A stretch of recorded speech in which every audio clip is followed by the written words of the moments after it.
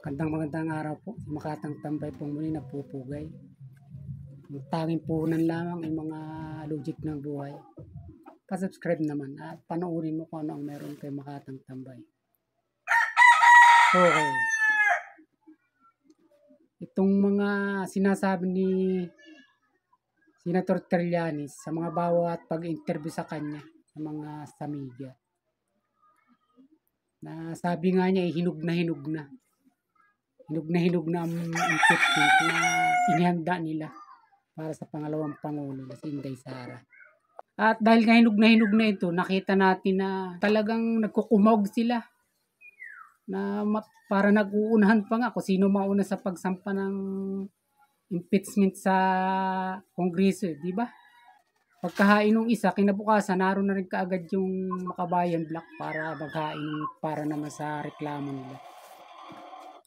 At mismong inamin din naman ng mga kaliwa na si Renato Reyes na yung mga grounds ng kanilang mga inihaing reklamo para sa pangalawang Pangulo kay Inday Sara ihango dun sa mga naging resulta ng mga isinagawang hearing ng Quadcom.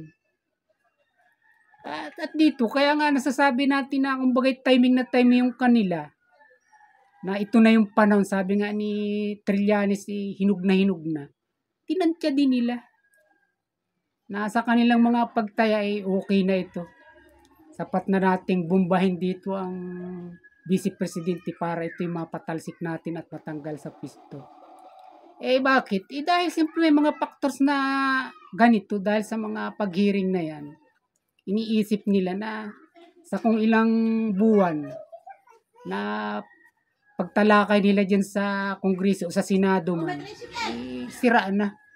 Wasak na ang tiwala ng tao sa mga Duterte, lalo na kay Inday Sara. Ganun yung sinasabi ni Trillanes na hinug na. Yun yung kanilang pagtaya dito at pananantya.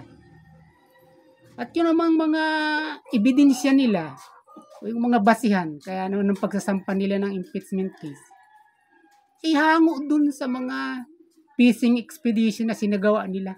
At hindi ganito masasabi natin na nagpipising-pising lang sila dyan.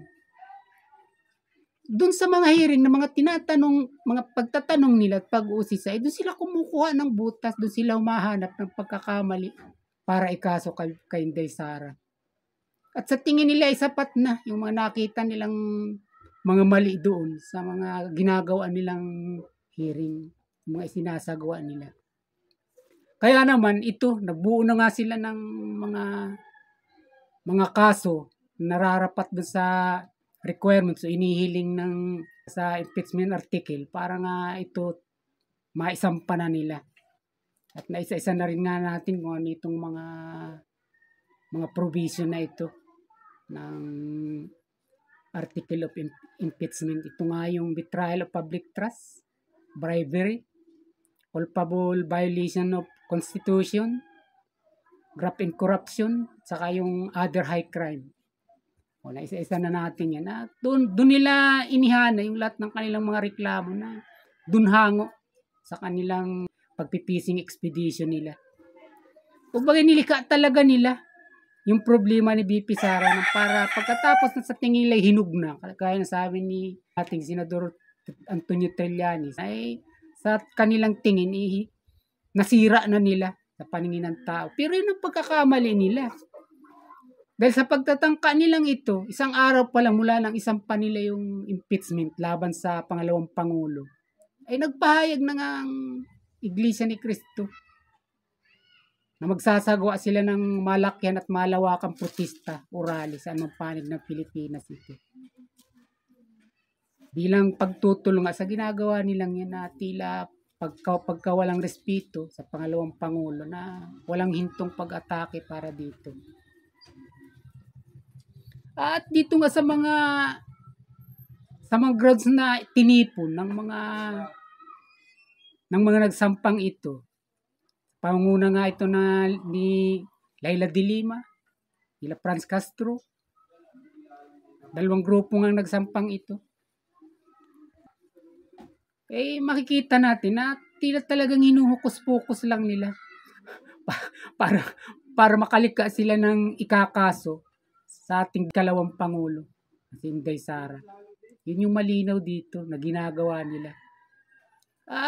At dito, maliban nga na sinansala na rin sila at pinakiusapan ni Pangulong Bongbong Marcos na ihinto nila yan. At isa lang pagtatako ng oras, pagsasayang. Itinuloy pa rin nila dahil nga sa tingin nila wala na talagang basag na nila sa publiko, sa sambayan ng Pilipino yung mga Duterte. Mapaamaman yan at yung anak.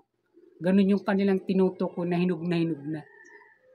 At ito nga, nasupalpal sila. At kahit nga siguro ang Pangulong Bongbong Marcos, naalarma na rin. Kaya nga pinatawag yung mga congressman sa Malacanang. O diba, nitong kahapon lang. At siyempre nakikita rin niya na talagang hindi maganda ang posibleng mangyari kung magpapatuloy ito. Kung babaluan lamang niya na patuloy yung pagsusulong nito sa Kongreso para pagpatalsik sa pangalawang Pangulo. At alam natin yung dahilan ng lahat ng ito. Yung trauma na dati nang dinanas ng pamilya Marcos nang sila'y sipahin at palayasin dyan sa Malacanang sa pamamagitan ng pag-aalsa ng taong bayan. Ngayon alam naman natin at kahit sila na wala pa silang ganong matatag na katatayuan o mga legacy na para sila pang hinayangan at hindi pagkaisang muling palayasin dyan ng taong bayan sa Malacanang. Kumbaga nagsisimula pa lang silang manuyo o manumbalik yung tiwala ng tao sa kanila at ito ang kanilang ginagawa kaagad. Wala pa silang napapatunayan na sila nga ay talagang tumino na nagbago na wala na sa kanila yung diktador, wala na sa kanila yung mamatay tao at wala na sa kanila yung kurakot. Ganito yung nakikita nating kataliwasan. Kaya siguro yung ganitong mga pagbabago ng ihip ng hangin ng Malacanang napapanahon lang. At nababagay lamang na kinakailangan kung nagkukumag sa paghain yung mga kongresista, magkumahog din siya na gumawa ng paraan na pahintuin ito, na tuluyang patigilin ito para na rin sa kapakinabangan ng administrasyon niya.